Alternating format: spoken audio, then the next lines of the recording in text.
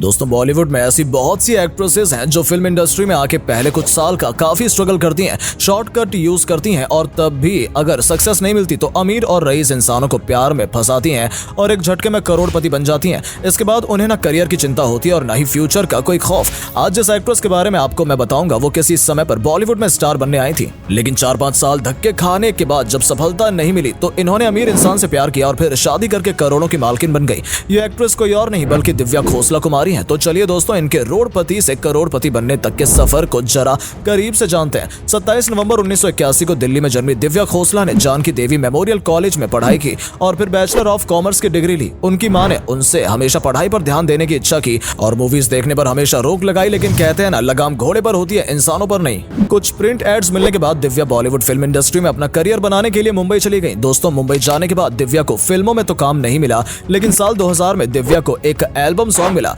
2000 के बाद इन्हें 3 साल तक कोई काम नहीं मिला और फिर 2003 के अंत में इनको बैक टू बैक 2 गाने मिले जो कि थोड़े बहुत चले भी थे। इसके बाद 2004 में दिव्या की मुलाकात भूषण कुमार से हुई और यहीं से दिव्या के करियर की असली शुरुआत हुई। भूषण कुमार वैसे भी अपने रंगीन मिजाज के लिए जाने जाते हैं। इनसे मिलने के बाद दिव्या को उनकी पहचान मल्टी स्टारर फिल्म अब तुम्हारे हवाले वतन साथियों में मिली, जिसके साथ ही इन्हें एक तेलुगु फिल्म में भी काम करने का मौका मिला। इस फिल्म के दौरान उन्होंने भूषण को अपने प्यार के जाल में फंसाकर पागल कर दिया। दोस्तों दिव्या को ये बात बहुत अच्छे से पता थी कि वो कभी भी एक एक्ट्रेस नहीं बन पाएंगी, इसलिए उनसे शादी करके एक सेफ और सिक्योर गेम खेला। अब अगर बात करें इनके लव लाइफ की तो दिव्या की भूषण कुमार से पहली मुलाकात फिल्म अब तुम्हारे हवाले के डायरेक्टर अनिल शर्मा के घर पर हुई थी। पहली बार में भूषण कुमार दिव्या को अपना दिल दे बैठे थे। दिव्या ने एक इंटरव्यू में बताया था कि पहली मुलाकात के बाद भूषण कुमार उन्हें बार बार मैसेज करने लगे। धीरे धीरे ये मैसेज बढ़ने लगे जिससे दिव्या परेशान हो गई और फिर उन्हें नजरअंदाज करने लगी। उन्होंने भूषण कुमार से कट ऑफ कर लिया था। दिव्या भूषण के किसी भी मैसेज का, फोन का, कॉल का जवाब नहीं देती थी।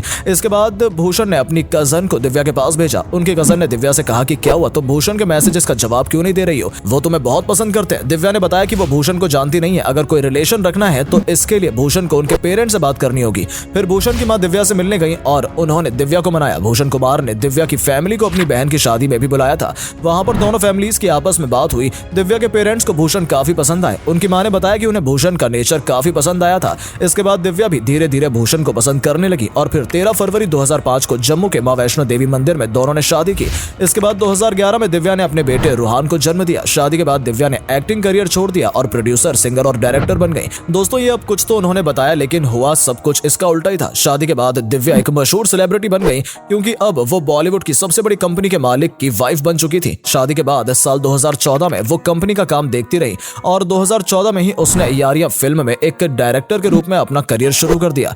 इसके बेस्ड एज अ प्रोड्यूसर 2015 में रॉ बनाई और 2016 में फिर से डायरेक्टर बनकर सनम रे बनाई। डायरेक्टर बनकर 2 फिल्म में और प्रोड्यूसर बनकर इन्होंने 6 या 7 फिल्में बनाई, पर अफसोस कि इनकी बनाई सारी फिल्में फ्लॉप साबित हुई। इसके अलावा उन्होंने कुछ गाने कोरियोग्राफ भी किए। मतलब घर की प्रोडक्शन कंपनी है तो जहां मर्जी अपना नाम लिखवा दो और जो मर्जी वो प्रोडक्शन सेट कर दो। दोस्तों इतना करने के बाद इनको एक्टिंग का कीड़ा फिर से काटा और घर की फिल्म सत्यमेव जयते 2 में एक्टिंग भी कर डाली। दिव्या का हाल बिल्कुल यही, सोया भय कोतवाला तो डर काहे का। काम को देखते हुए अगर इनके अवार्ड की बात करें, उसे देख वो पाकिस्तान के आर्मी जनरल शर्मा जाए। जी हाँ, उनकी वर्दी में इतने मेडल लटके हैं मानो कि रोज वो कोई ना कोई जंग जीत कर आते हैं और यही हाल दिव्या का है। काम कुछ नहीं और मेडल कई सारे। साल 2018 में एक शॉर्ट फिल्म में एक्टिंग के लिए मैडम को दादा साहेब फाल्के का अवार्ड भी मिल चुका है। 2020 में इन्हें national sensation of the year का भी अवार्ड मिला है, पर आज भी इस बात के ऊपर रिसर्च की जा रही है कि ये 2020 में नेशनल सेंसेशन कैसे बन गई, वो भी बिना किसी काम के। और तो और 2012 में जब ये कोई काम कर ही नहीं रही थी